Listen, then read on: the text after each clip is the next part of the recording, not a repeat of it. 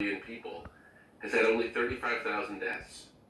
So we're not talking about a high-speed solution. So how Mark Meadows can come out and say, we're not making an effort to save it, and then say, we will do it because we're American. I think that's the arrogance and the ignorance that we're seeing from this administration that's gotten us in this place in the first place. Dr. Jha, we just hit our highest rate of new cases since the pandemic began. A higher number of new cases over a 7-day period than we have ever seen. Hospitalizations are rising. Where are we headed over the next several weeks? So unfortunately, I think the statement about new record is going to be repeated over and over again in the days and weeks to come. We have more infections now than we've had certainly since the beginning of the pandemic, and I expect that those numbers will continue to climb. Hospitalizations are going to continue to climb. What we saw in Salt Lake City yesterday with a statement about starting to do triage and not being able to provide ICU care for everybody. That's probably going to happen in other places. Until we get the virus under control, we're in for some pretty dark days over the weeks and months ahead. And so, Andy, there's another outbreak at the White House. Now there are 5 people in Vice President Pence's close orbit.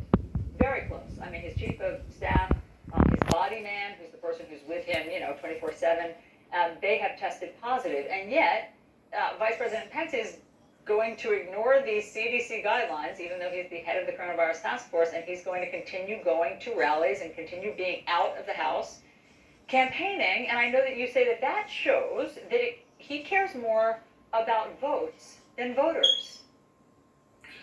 Well, my parents always taught me just watch what they say, watch what they do, not what they say. And the fact is that what I would love to see is all campaigners go ahead and campaign, do it in a safe way. And if you've been exposed, you have to follow CDC guidelines and isolate. But even if you haven't, this thing spreads so silently and so deviously. And the head of the task force, Michael Pence, should know that. He should know that. And so he's putting people at risk. And when he does that, because he is a leader that people look up to, they think, well, it must be okay. This is an important time in the election. We get that. Everybody should do their best to campaign in the best way they can, but they have to do it safely. Or they send a message to people that your health just doesn't matter as much as getting me reelected. And that is a message that I think Americans are hearing. I don't think they like it. I don't think it's going to work. But more than that, I think it's very risky for people. Dr. Jha, as a public health expert, there's not ambiguity in terms of what the vice president should be doing here. The CDC guidelines are not vague. Mike Pence has been in close contact, full stop, with at least one person, Mark Short, who has now tested positive, and potentially several people who have tested positive. And the CDC guidelines, I'm not mistaken, say he should be quarantined for 14 days. Any ambiguity here? Any wiggle room at all?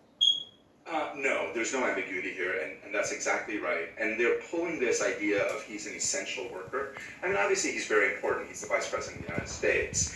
But there's no essential worker exception. The exception the CDC lays out is if your work is critical, it's about critical infrastructure for the country. That if you're doing work that otherwise would lead to safety and health consequences if you didn't do it, you can, for a short period of time, break that quarantine. That's not what the vice president is doing when he's out campaigning. There's no exception for campaigning